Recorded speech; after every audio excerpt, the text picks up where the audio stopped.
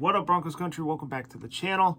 Here to preview the Denver Broncos at the Los Angeles Chargers. Monday Night Football. 2-3 are the Broncos. The Chargers are 3-2. And here to talk about it. So, first things first, we'll go over the top stories so far during the week. I mean, this is Wednesday. This is probably a little early for a Monday Night Football preview. I was thinking I was going to do it Thursday, but honestly, I just want to get it out the way. And it gives time for the fans to get riled up for this game. Because I know this is AFC West. This is divisional matchup. You know, this is huge. This is a big game for both teams. All right, first things first, though. Seeing all these stories of all the Russell Wilson slander this entire week. I mean, since we lost to the Colts, really. I don't even know what the dude did to these people, but the media is just taking shots at him left and right. Like, it's a little uncalled for. I mean, honestly, it's probably because they don't like looking bad, and a lot of the media, you know, said the Broncos were going to be a playoff team, to be a Super Bowl contender the first season. Russell Wilson's going to take this team over the top. That hasn't happened. It hasn't even been close to happening. They have been, you know, they could be 0-5, honestly. But luckily, 2 of those games, the ball bounced their way.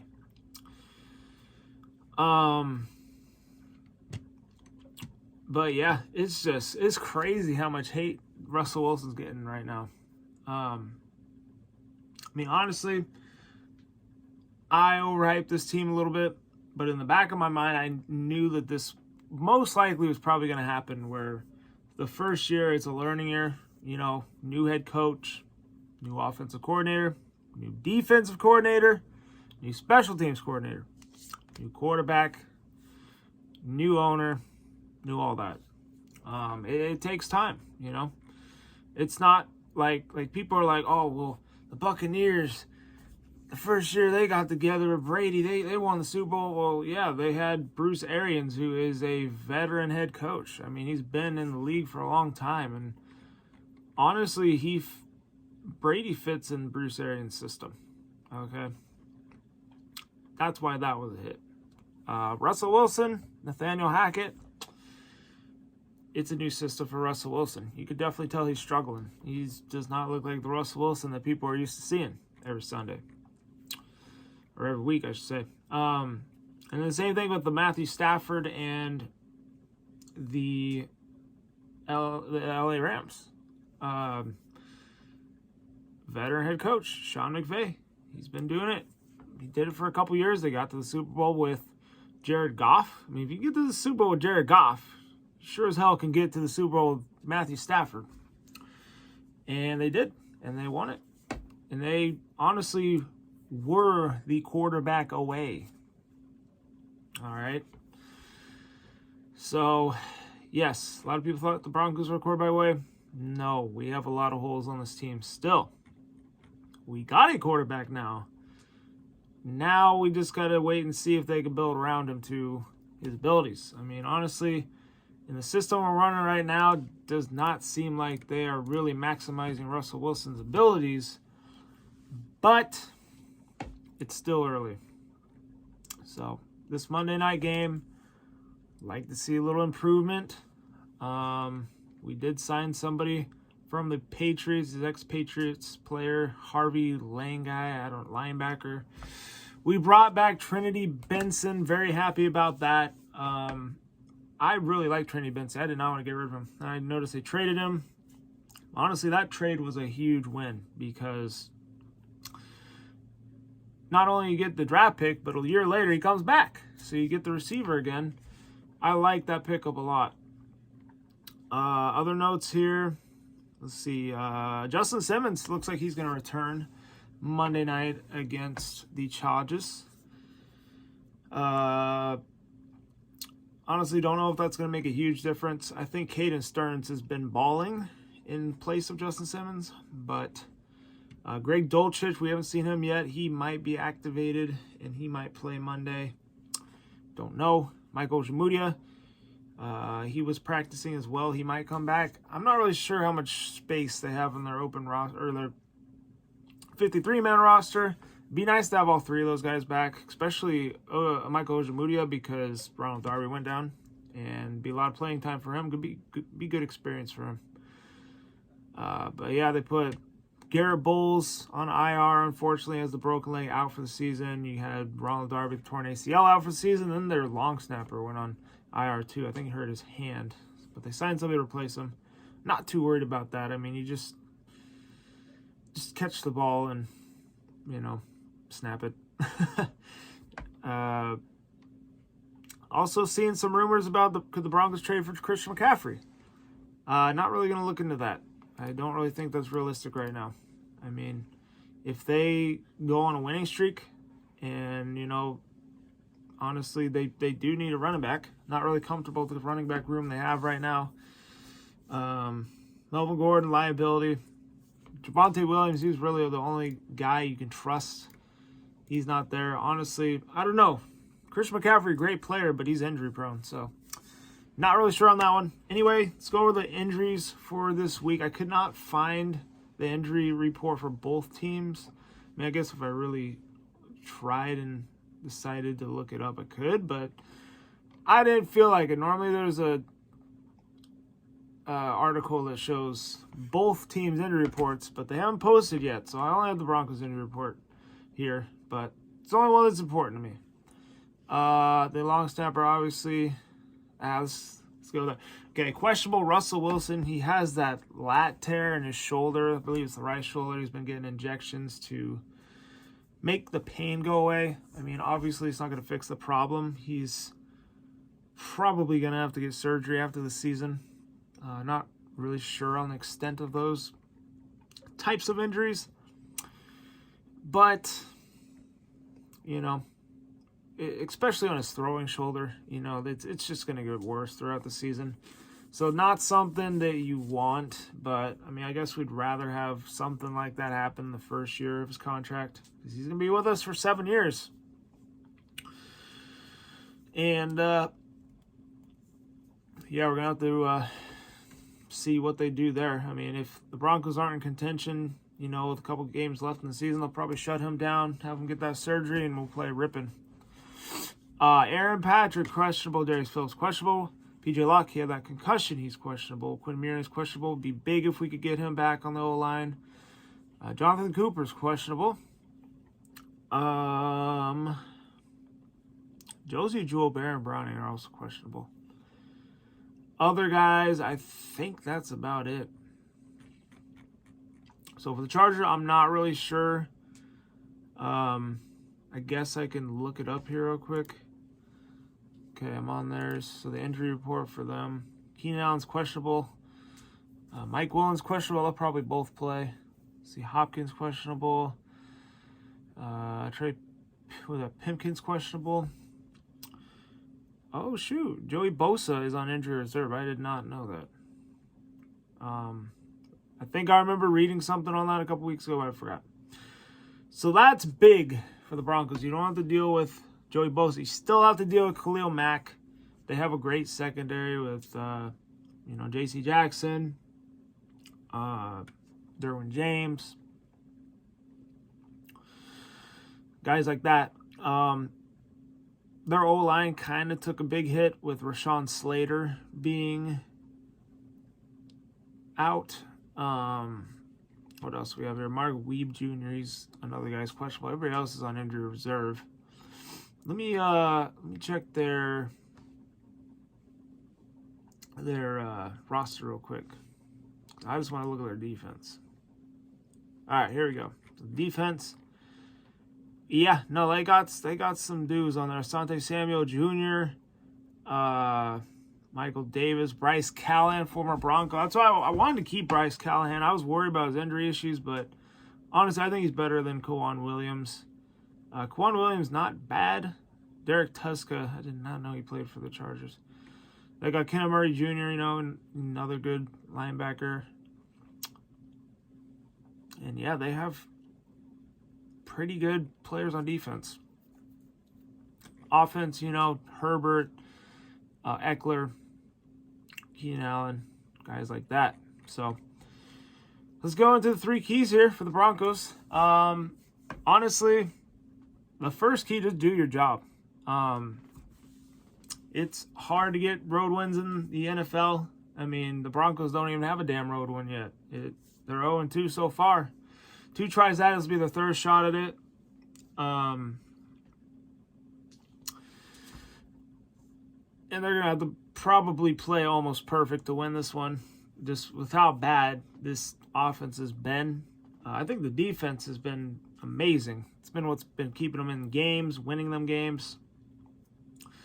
But, something I was thinking about the other day was,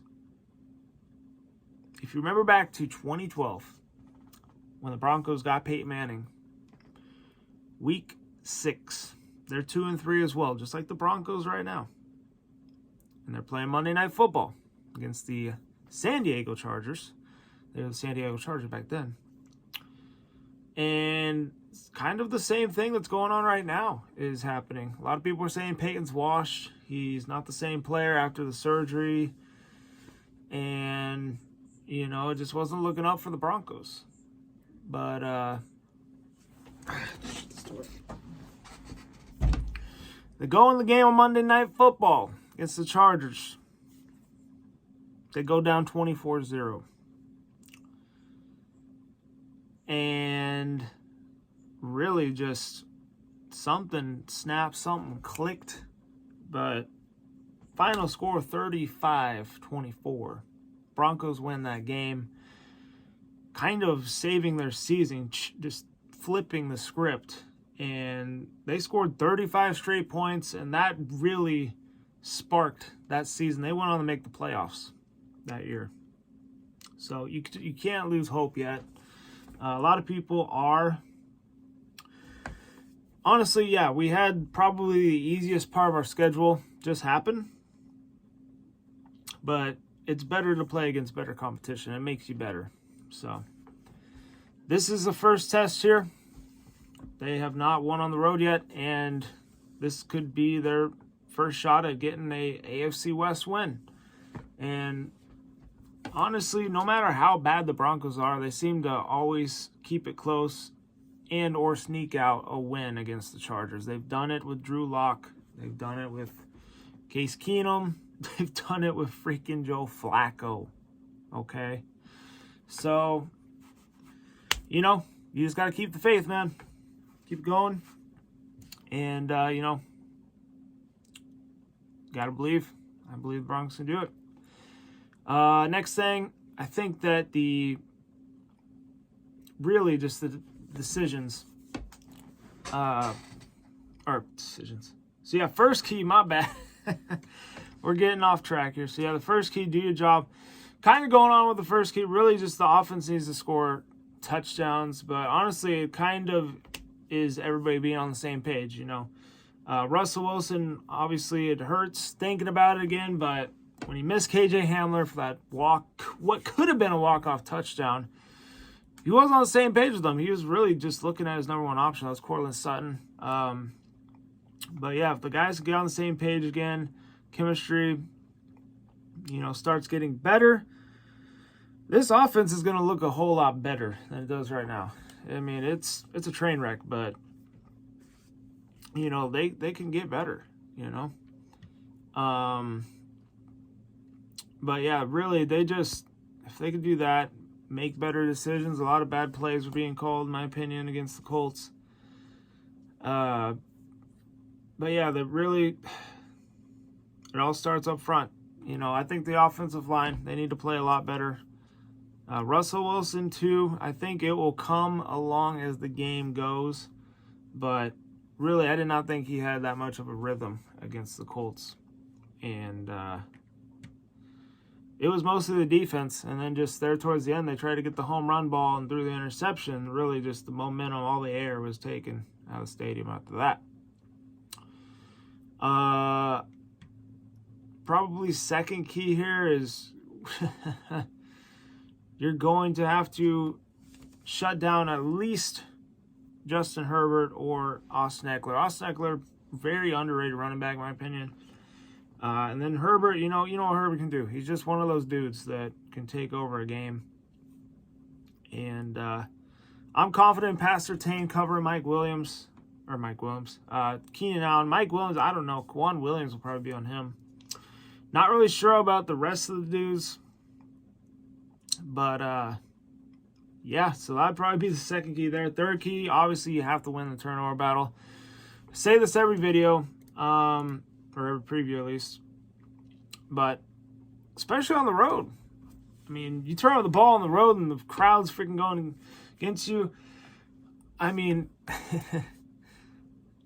honestly, the crowd that we see on Monday night, you're going to see a sea of orange because every time we go to LA when we play the Chargers, it's like 60% Bronco fans, 40% Chargers fans. Like the Broncos fans, they travel well. We travel well to Chargers Nation, because that's our second home. You know what I'm saying? We love going to LA. It's like a warm welcome. I mean, when the Broncos are playing, it's actually not very loud when the offense is on the field. If you really think about it. And then when their defense does something, gets a turnover, you hear that freaking stadium just erupt. So, it's kind of like a second home field advantage. So, but honestly, win the turnover battle. And just win the effing game. We need it bad. It would suck to go 2-4, especially in this division. And that's about it here. I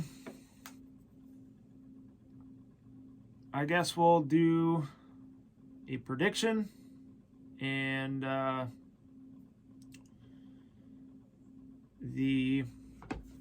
don't know, something new here. Quarter season awards.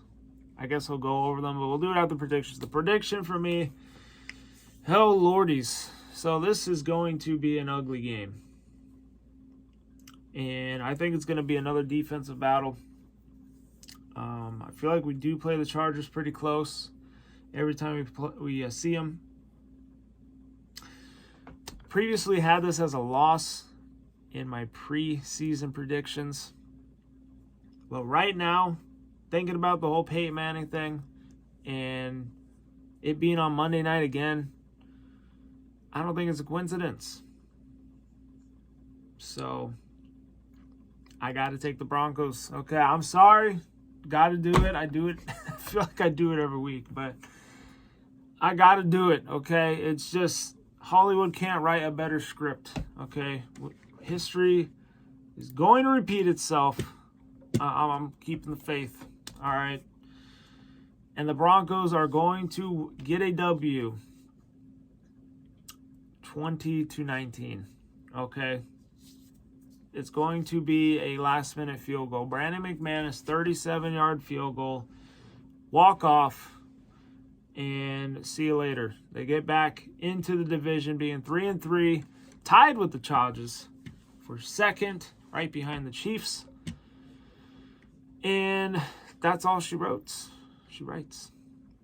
So I'm going to go with that. Got to keep the faith, man. I know we're all down. We're all crying about losing the Colts, but whatever. It's a new week. Okay, get over it. We're going to get this W. Let's freaking go. All right, so here we go. Quarter season mark awards. MVP Defensive Player of the Year for the Broncos. So far, Pastor Tane, he's been awesome. Offensive Player for the Broncos, got to be Courtland Sutton. He's been carrying this team. He's I think he's like 5th or 6th in the NFL for most receiving yards. Most improved player, Caden Stearns. He's been awesome so far. And then the runner-ups were